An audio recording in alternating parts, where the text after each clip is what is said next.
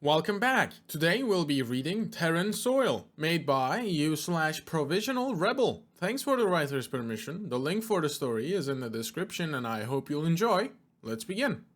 The Federation, and by extension the humans, had won the war. Many planets had changed hands, some systems taken as spoils of war, others being liberated after many long years of occupation.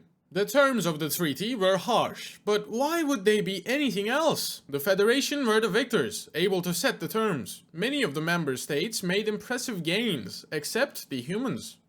Their demands were strange. No one would question their bravery, their courage, and perhaps most of all, their insidious guile, but their demands seemed almost timid.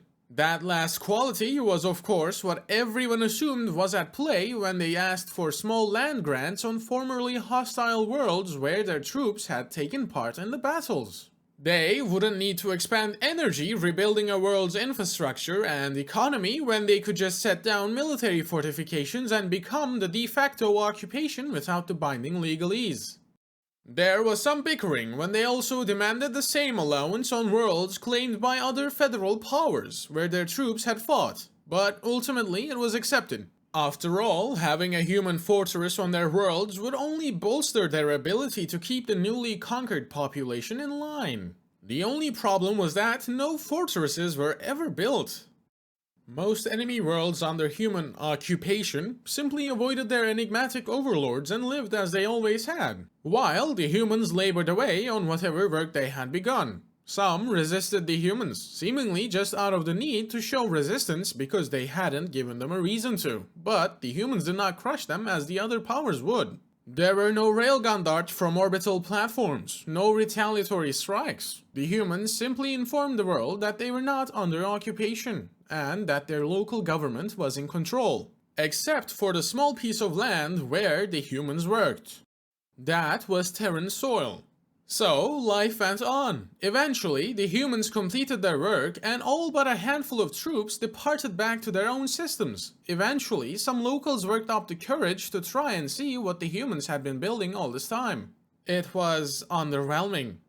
Instead of a grand fortress, there was a simple barracks building and a guardhouse at a gate in a fenced-off area that stretched almost the entire region the humans had claimed. There was a pair of soldiers at the gate, but they were not the hulking brutes in powered armor that had fought in the war. They were in dress uniforms, standing out in the open, still armed with rifles of course, but even they were different. They looked ancient, with wooden stocks. Behind them, a road leading into the grounds was lined with poles, each bearing a different and often colorful flag. Beyond that, there were only stones. Thousands of simple white stones, each equally spaced, their rows perfectly symmetrical so that each seemed to simply blend into the next. And that was Terran Soil. Now on to Asylum, a continuation of what we have just read. Cartesi knew she was going to die, and her body screamed for her to stop. To lay down, to just give up and let them take her, to take her children. She looked down at the baby in her arms as she limped along. He had finally stopped crying. She still felt the weight of her daughter, strapped to her back, her breath ragged on her neck from the stress. She brought her senses back to the world around her. The forest was thick, pressing in. She couldn't tell if there was even any noise. Her blood pounded too loudly in her ears to make sense of anything. Suddenly though, she came out of the trees and froze. She realized where she was. The simple metal fence lay about 50 feet in front of her, and behind it, the rows of white stones. It was the humans. She looked right, then left. She would be exposed if she tried to cross over the fence. She should go around. But it was getting dim in the twilight hour. She would be harder to spot. Surely the Teriak wouldn't climb the fence. If they were on her heels, they'd go ask the humans first. She could rest, at least for a moment. It took almost everything she had to pull them over the edifice. By the time she was on the other side, she had to stop and kneel, out of breath. Once she was kneeling though, her legs gave out and she found herself sitting against the fence. Her eyes weakly traced over her surroundings. The stones were silent. It was almost peaceful. She could take a moment to rest. Then the world flared into a bright, white light. She clamped her eyes shut against the burning light, and finally she gave into despair. She just cried, knowing she was at the end now, that she had failed. She held her son tight to her chest as both her children joined in her wails. She heard the human talking, but didn't even register its words. It wasn't until the light dimmed as it moved away that she saw the human was kneeling over her, speaking softly. "Ma'am, are you injured? Can you stand? We have our post nearby. You can sit in there where it's warm and tell us what's going on." She sat there for what seemed like an eternity, frozen, before finally shaking her head. I'm not sure if I can stand." It took several minutes, but with the help of a pair of humans, she was half walked, half carried into a small building by a gate in the fence. The humans sat her down on a couch, then brought her water, which she gulped down quickly. She was still shaking, not quite knowing how this was going to go, but she was hopeful. They hadn't said they were contacting the Teriak. They merely called for a sergeant and a medic who arrived shortly after.